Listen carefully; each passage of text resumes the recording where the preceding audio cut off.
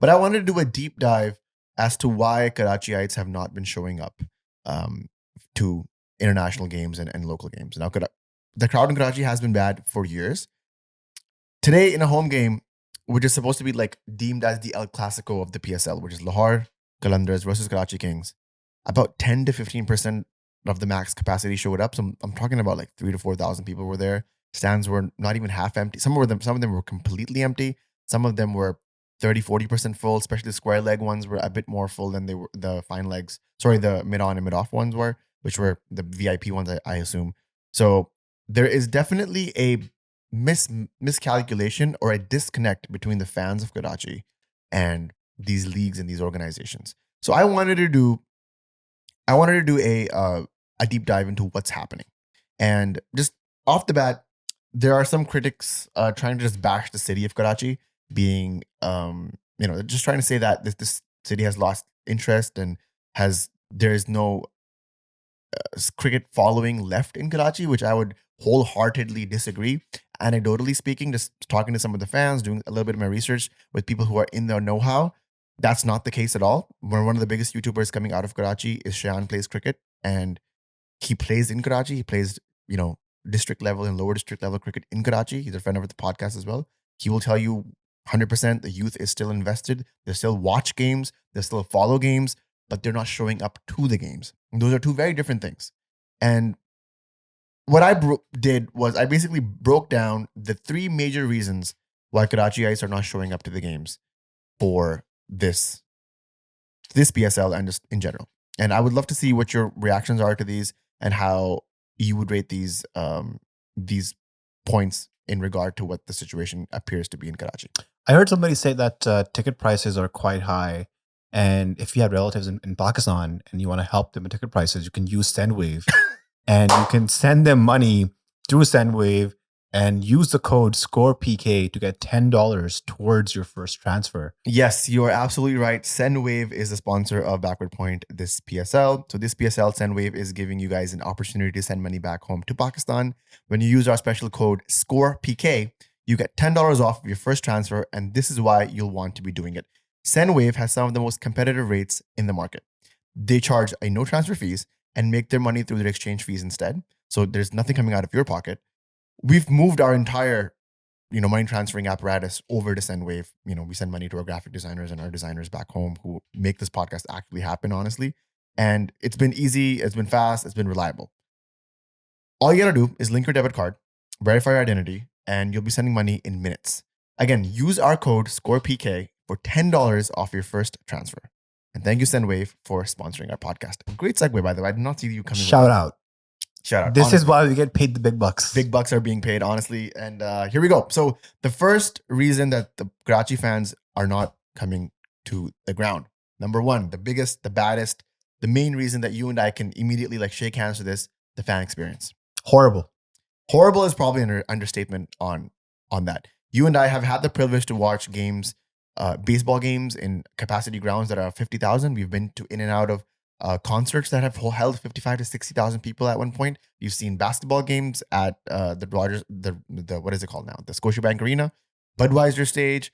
We've been to small theaters that hold 1,500 people. We've been to big concert halls that hold 30,000 people. We've watched games. We've been very lucky and privileged and very thankful of getting the opportunity of watching a match at Lord's. Not Canada's home of cricket, but why don't you? But the home of cricket. We'll come to Canada's home of cricket. Lords, which is the home of cricket. Full stop. Yeah. So we watched a game at Lords. We watched a game at Edgbaston. We watched a game at a pop-up stadium, which is built in Toronto for the GT20. And I've watched a game in Lahore as well. Dick's. Dubai International Cricket Stadium. Yes. Sorry. What? I was like, that's what it's called. Bleep. Dubai International Cricket Stadium. We watched 2 games there, in and out. Again, not the best experience for Dubai International Cricket Stadium, but comparing to what we've witnessed in Karachi, you and Lahore, it's miles apart. Now, the Karachi Stadium was built in 1955 and has only had 3 major renovations, and none of them regarding the stands itself. So 1996 World Cup, before that it had minor touch-ups. 2017, when the PSL final was firstly brought to Karachi, that's when they had a little bit of a touch-up. Again, I believe... That's when I think they had the The shades put on top of the The shades thing. were put on top. I think the scoreboard was changed. A few other VIP stands enclosures were given a touch up. And then in 2025, right before the ICC Champions Trophy, a new LED screen, new LED lights, bigger screen so that people can watch highlights And better, they had a new building put up. and a brand new pavilion put up. Exactly.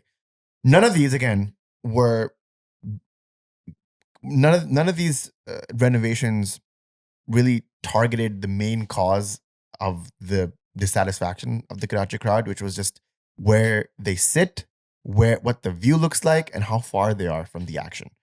Now there are 15 to 20 foot fences right at the foot of the stands. So when the lower third of the bowl is completely useless because the hindrance is so bad that it's impossible for you to see through the thing. It's like a swarm of mosquitoes roaming around. That's how like blurry it is, and that's not a good viewing experience at all for anybody. If the fans try to go close to the fences, they are shooed back by the security guards and whoever is patrolling the fences. So that whole lower third of the bowl completely bad.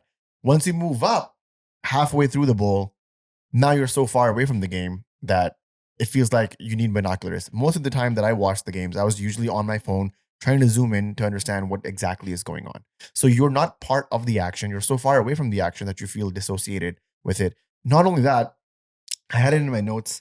Um, the washrooms are horrid, right? There's like maybe each stand shares, like 3 stands share one washroom, and one washroom, the sanitation problem there is generally just really bad. Ventilation is bad, sanitation is bad, huge long lineups. There's no way for you to go in and out smooth like that. Now, to compare this with the Way International Cricket Stadium, which is probably the most comparable in this situation, even though that is like 20 steps ahead. I mean, the bathroom situation was not as bad. Like you could come in and out. It was quick. Sanitation was They had better. soap in the They bathrooms. had soap in the bathrooms. That's a big one. And like just in general, like you get you do your duty, you're out. The third problem is there's nothing of quality to eat at the stadium. Right outside the pavilions, you see like bun kebab stands and rolled paratha stands and just like French fries and all that. Like there's nothing of substantial to eat. Now, the game that I went to see was an ODI, and that ODI game is about 8 hours, and I only had 2 bags of fries and a bun kebab that entire 8 hours that I was in the stadium. I think that's the same issue in Lahore as well, because when I went to watch the PSL opener last year in Lahore, they had fries, but then they had like a mini store in the back, like all the way in the top of the stands, where they were selling ice creams and chips. So I had to get by on a bag of chips, and that's pretty much it. They weren't making a lot of fresh food on the ground. And Whereas that's when we were in Dubai, we had some chicken fried wraps. There were a lot of other options to eat as well. exactly, and it's a missed opportunities because of the local food that Karachi presents itself with. Like Karachi in Pakistan or in that region, I would say, has some of the best food ever. Full stop, period, without a doubt. If you deny it, you're probably from Lahore. There's like no question that Karachi has some of the best food ever. And so to have that at your marquee sporting event is bad. It's not even bad, it's worse than bad. It's horrible. And then the fans have nothing to do. Their families, if I want to take my wife and my kid to watch a cricket game, how am I supposed to entertain them? How am I supposed to, what viewing experience am I showing them? And if my kid pees his pants, how am I supposed to change him? What's the accessibility like? What's the washroom situation like? What's the sanitation situation like?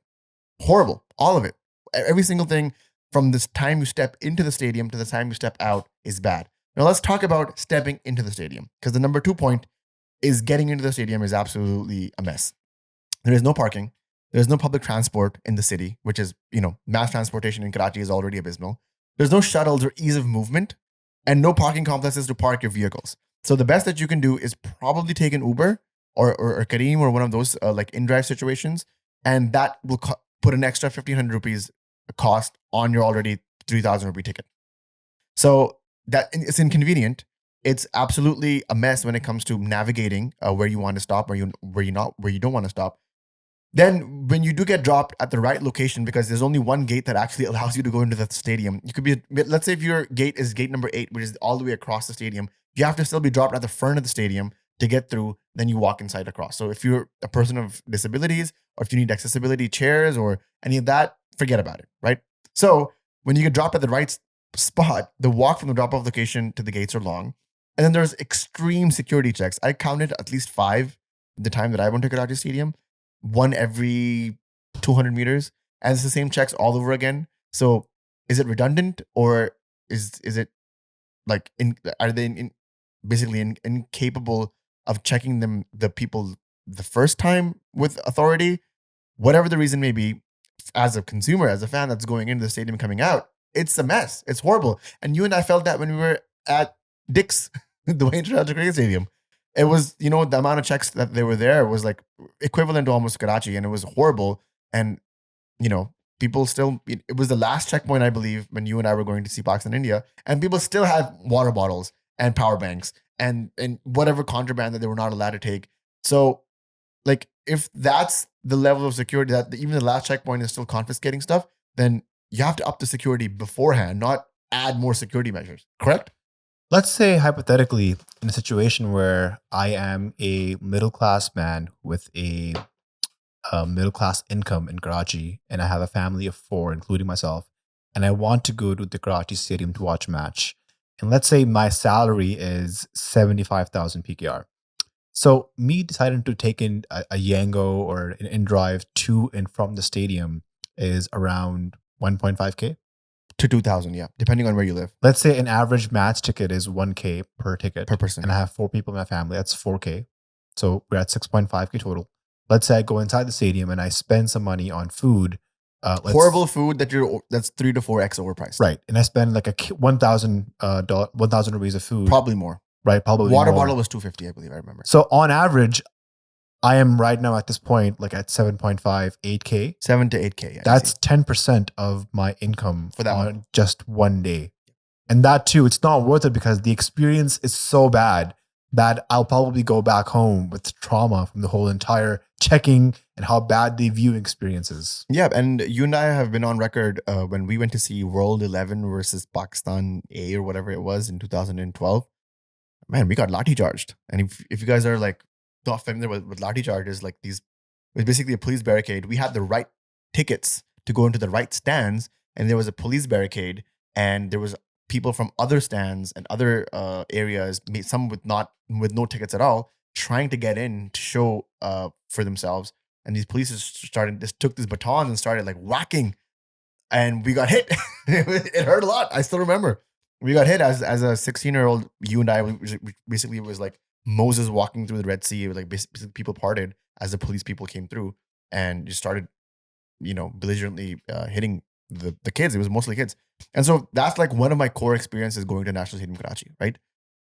The third thing, which is I think also important, but has not been mentioned before, because I did do a survey on Instagram and I did try to ask as many Karachi guys as possible, and I'll take their input as well as the Patreon corner, because I asked Patreon members what they think about the lack of attendance in Karachi as well. The third most important thing, and you may agree or disagree with me, is that speaking specifically of this Karachi Kings team of the PSL, Karachi Kings itself has no ownership of Karachi.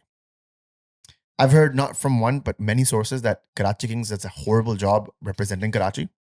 Well, Karachi Kings is just representing ARY. That's what it feels like. So there's a huge disconnect with the city of Karachi and the franchise that it represents, right?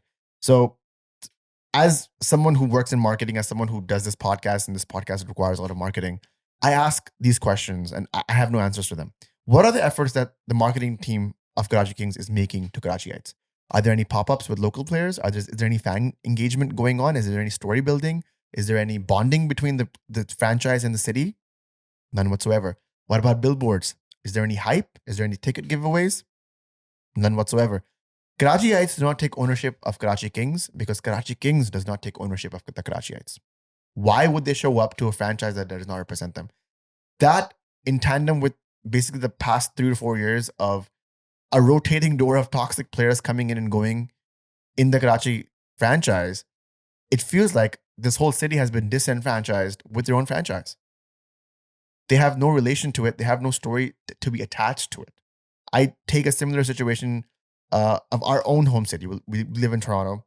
Toronto has 3 big teams: Toronto Maple Leafs, the Toronto Raptors, and Toronto Blue Jays.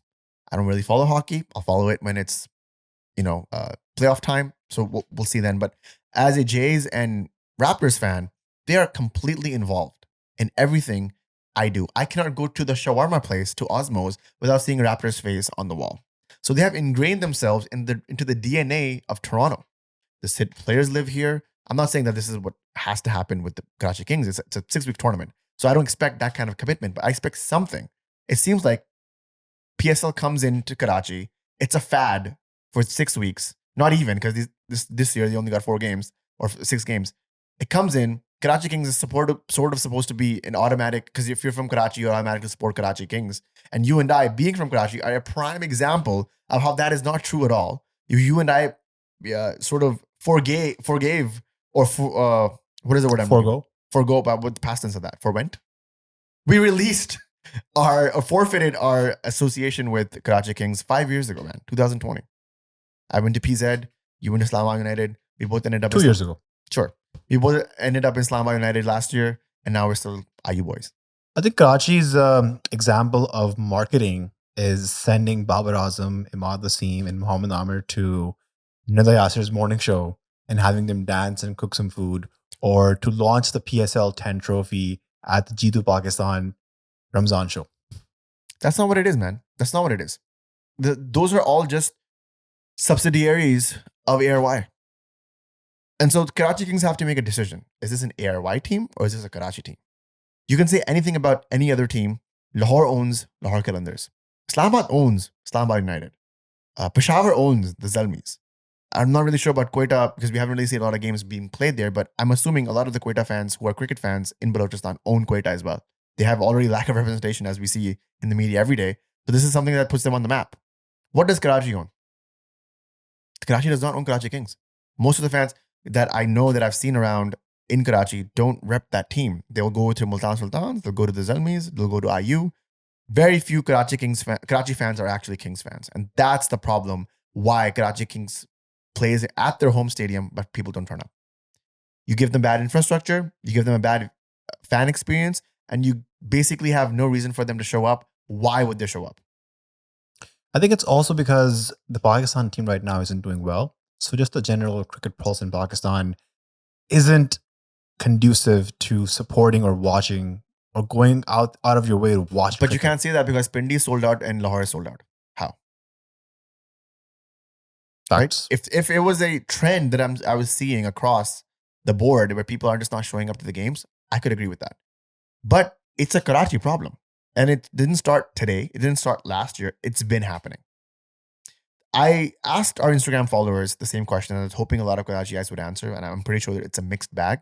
But these are the other miscellaneous reasons that they've presented to me. Apparently, there's a lot of boycotts going on in Pakistan, especially against KFC and Pepsi for their BDS movement. I don't really buy that, because if it's a BDS boycott situation, then again, why is Lahore showing up, Multan showing up, and Pindi showing up? So I'm not really in agreement of that. Maybe there is some sort of trickle effect that people are trying to be their best and do that and not in their minds represent this sort of franchise or this organization and support them. But that's one of the reasons that was brought up to me. Secondly, it's apparently metric, intermediate, and A-levels examination time right now. And a lot of kids are studying or going to centers or tuition centers. So they don't have the extra time in the day to go out and support Karachi Kings. And again, why would they? Karachi Kings had not done any team building or fan engagement with this core base. So why would they even be moved to go and support? 3, like you said, general lack of interest in the PSL. When the team does horrible, the people get disenfranchised, people move away, they take a break. A lot of cricket is a mental health situation as well. And when you just have a walkover loss against India literally 6 weeks ago, then how do you expect a fan base to churn in support of it? And just in general, this has been a anecdotal thing that I've noticed, Bashar. You might agree or disagree with me. Karachi itself, the city of Karachi, has felt disenfranchised with the country of Pakistan. It feels like it earns the most money. It's the financial hub of the country, but it basically has not gotten a renovation since 2008, 2010. It feels like it's always in the back burner. When there was a stadium upgradation, Lahore got it first. Pakistan, Karachi merely got a touch-up, an aesthetic touch up. Allegedly, they're going to work on the fan viewing experience, what they did in Lahore and Karachi post PSL. That's what I've heard. I'm talking about right now. In Tuesday, April 15th, 2025, this is the situation that we find ourselves in. What'll happen in 6 months, I can't say. In 3 months, they blew down a stadium and rebuilt it. For sure, could this happen in Karachi as well? Yes. But we also know that PCB coffers are empty and they're taking loans from the Pakistan government to basically rejuvenate whatever losses they've made in the Champions Trophy. So as it stands right now, I have a few solutions that could work in favor of this.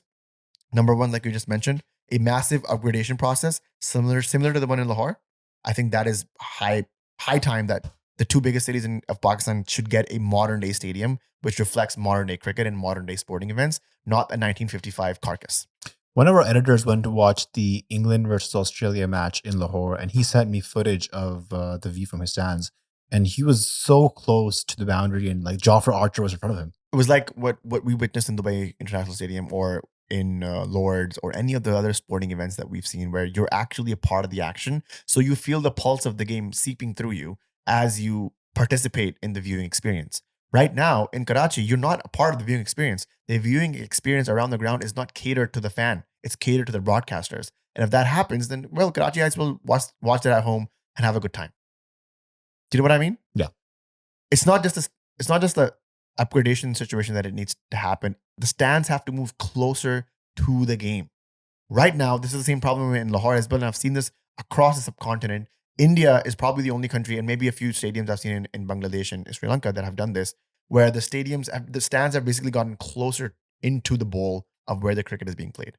Right now, the stands are so far away. The stands end, and there's about 30 or 40 feet of just grass, and then the promoter boards, the electric promoter boards start, and then the boundaries are there. And then if you're in the power play, all the fielders are already inside the 30-yard circle. So you're, again, a further few 100 meters, 100 feet removed from where the action is happening. So if you go reverse from that, so there's the boundary, and there's about 30 feet of just grass. Boundary, electric promoter boards, billboards, and then 30 feet of grass. And then you get the 15, 20 feet fences. And then if you want a good view, you're already at the lower bowl. Right. So you're at least like 50 feet away from the actual action. No. You're at least 150 feet away. You're so far away. Riddle me this. Fakhr Zaman, Shahid Afridi, I don't know, like all these like big names. Iftikhar Ahmed, when I was there, Iftikhar Ahmed scored 96 odd against New Zealand. He was hitting 95-meter sixes, and they were still hitting the grass bank. They were not even remotely close to the fans, especially in mid-on and mid-off. Square leg, maybe square leg. That should tell you how far the fans are from where actually the game is happening, right? So a massive upgradation process similar to the one in Lahore. Number two, mass transit solutions or parking complexes near the stadium. High time. We go to downtown all the time, and we make fun of how there's more parking complexes than actual buildings in downtown Toronto, but at least you have a place to park your vehicle when you want to roam around. Right now, impossible. The way the National Stadium is built, it's in the heart of the city. Literal heart of the city, right? It's impossible to do anything remotely. It's impossible to move around with that kind of freeway and traffic all around the National Stadium. The other issue is because the National Stadium is in the heart of the city, and because of security, they block the roads around the stadium. It makes the day-to-day life of a Karachiite very difficult. Yeah, so there's resentment. A couple of years ago, when I was going back from watching the Pakistan-New Zealand second test, day 5, and I was taking my Uber back to my house, I sparked a conversation with my Uber driver. I'm like, yo, what's happening? Are you following the cricket? Pakistan almost won today. They dropped the match. And he literally cussed cricket. He cussed the Pakistan team. And he said that this cricket match is a punishment by God to the people of Karachi. That's how pissed he was. And that's probably a sentiment all around the city. If that's how isolated your city has to be in order to facilitate a match, then why would you even turn up and support something like that? If it's just disrupting day-to-day activities, if there's resentment already built up that Karachi feels underrepresented nationally, and then you have this situation coming out, nobody's going to show up. They're going to protest. This is people voting with their rupees and saying, I don't want this, or I don't want it like this. Third part, local international brand food stalls present within the stadium, so the viewing experience is better for the fans, right? You need if I want to take my family, there should be something for my family to do there apart from the cricket. We go to the Blue Jays game. There's not just basketball. There's not just baseball happening.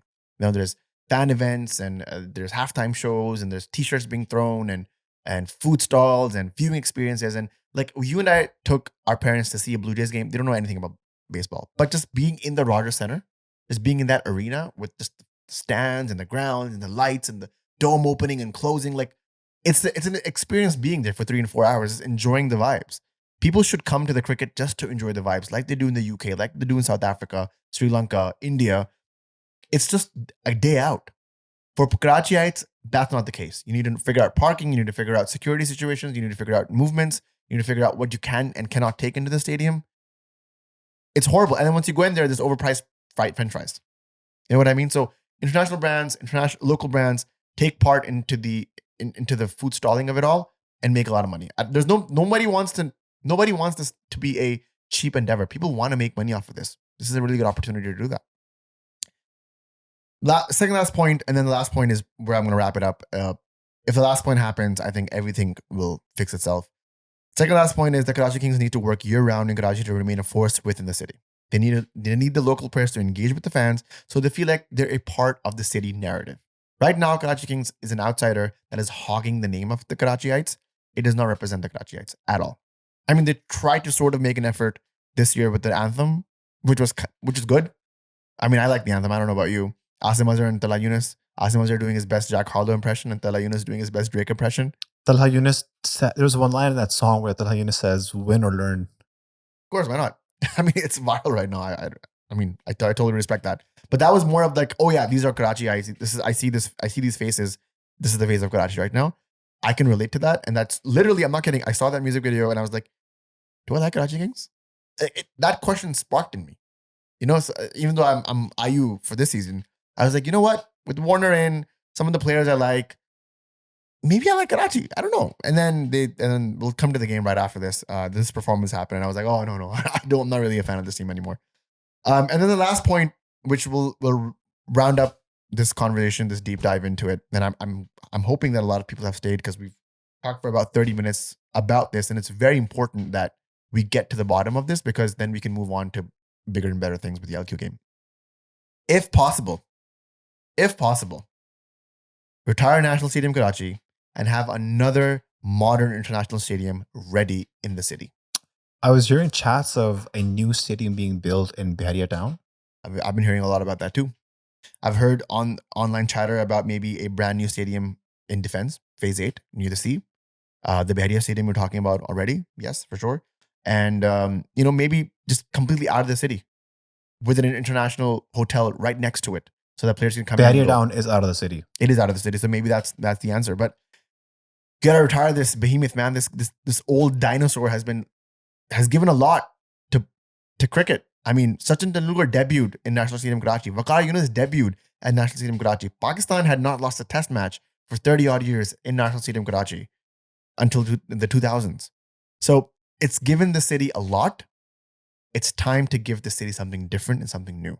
Generations have grown up and died, and then now new generations are now available in the city that have gone through the same thing. At one point, National Stadium Karachi might have been outside of the city, but now it's in the deadbeat heart of it, and this just cannot go any longer. Ali Khan London has that model where it has two stadiums, the Oval and Lord's. So this is very possible that Karachi, if the people are sincere and they actually want Karachiites to show up to things, do it. Do this. Ali Khan from Patreon says, I asked this question to some of my colleagues who work out for our Karachi office, and they basically said that ticket prices are way too high. And if you're going with family, it really adds up. Furthermore, they work 10 to 12 hours a day as corporate culture in Pakistan, I am guessing is comparative to sweatshops. And they have no time to attend any of the matches. Both valid points. That's very true. One of my close friends who worked in a very similar marketing position as I did, worked about 50 hours a week, 6 days a week. And I worked 35, 5 days a week. And sometimes Fridays were off. Daniel thinks the Karachiites are busy playing paddle. And Zen Ali says that it makes Karachi games boring to watch as there is no vibe. That's the problem, right?